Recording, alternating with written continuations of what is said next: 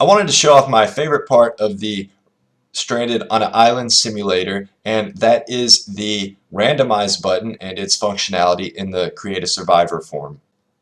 So the way I did this was I made in the function that is for the click on the Randomize button.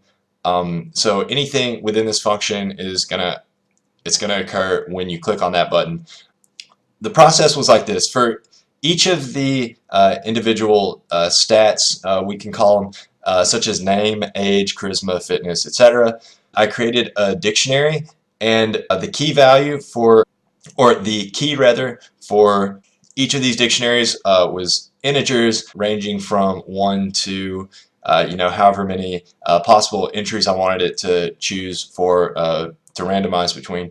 And the value, it's different for each of the dictionaries, of course, corresponding to what it is. So for our first dictionary, which I called Name Bank, the keys range from 1 to 26, and the values, I chose one name for each letter of the alphabet, and I tried to keep it to unisex names. That's why, some of them are kind of weird, and I had to, at some point I had to actually invent new names. Okay, but anyways, so I created a dictionary for each. So we got one name bank, a sex bank, age bank, stat bank, and the stat bank, I used the just one dictionary for each of the three stats because they needed to be the same, because they're each just choosing a value between 1 to 10. Okay, so then there was also an occupation bank. So the next step was to generate a random number for each stat. So this number should correspond to the key integer for